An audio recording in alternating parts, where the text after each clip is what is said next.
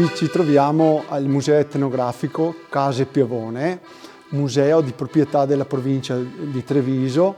Da oltre 20 anni abbiamo fatto una convenzione tra gruppo folcloristico e provincia proprio per allestire e gestire questo museo. Un museo che ha una raccolta particolare, ecco, una raccolta che vuole proprio toccare tutta la vita vissuta dei nostri nonni o bisnonni, quindi fine 800, primi del 900.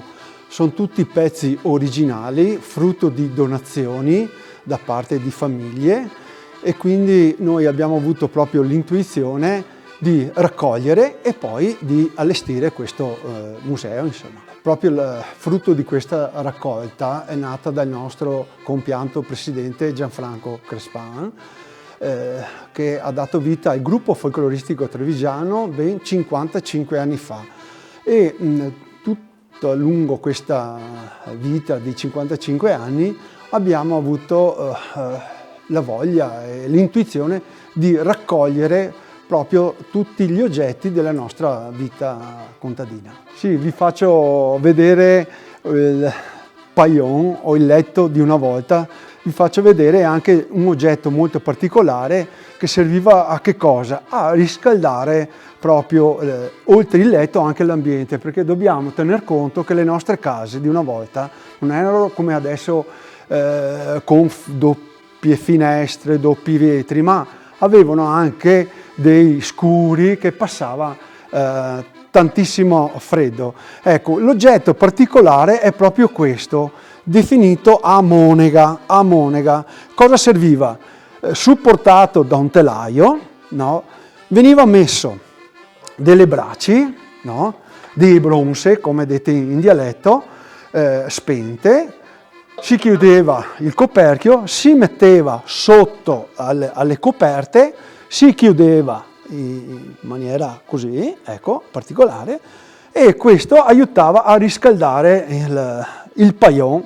Il paillon che era fatto come? Da un sacco di tela, no? Venivano messe delle cartocce o del grano turco, la parte diciamo più tenera, ecco, veniva inserito, e questo serviva proprio da fare da materasso, ecco.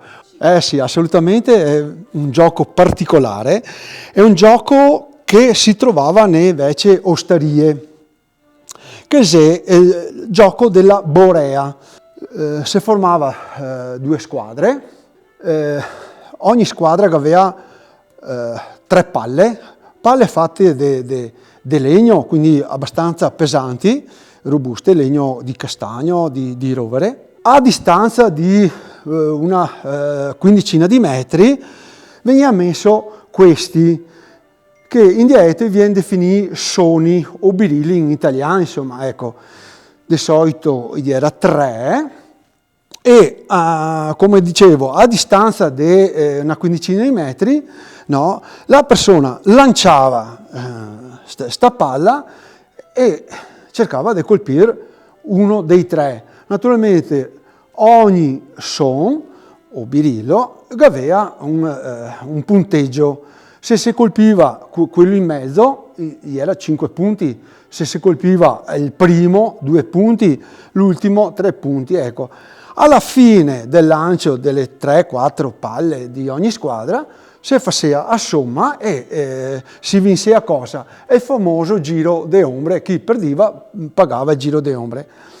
Non solo, a fine vicino ai 3 birilli o soni, nascosto per protezione, che era un ragazzo che in cambio di un gelato, di un cambio di un pacchetto di caramelle, no, rilanciava o sistemava i birilli o i soni. Ecco, un gioco scomparso fino agli anni 60-70, ecco, si trovava sulle osterie dei paesi. Beh, adesso magicamente ci troviamo ai Fiere di San Luca. Fiere di San Luca che è sulla prima quindicina di ottobre al Prato Fiera. Ecco, questo è un banchetto tipico proprio degli anni 60-70. Un banchetto dove si trovava che cosa? Bowie, eccoli qua. Aio e Bowetti, diceva il venditore. Si trovava i folpi da riso, vorrei dire di folpetti cucinai e sorriso. Avevamo delle acciughe e il zucchero filato. Ecco, tutto questo si trovava proprio alle fiere di San Luca. Chi desidera visitare il nostro museo, noi siamo aperti dal giovedì alla domenica, dalle 9 alle 12:30 e dalle 15 alle 18:30. Museo che si trova al Parco Storga, via Caldibreda 130.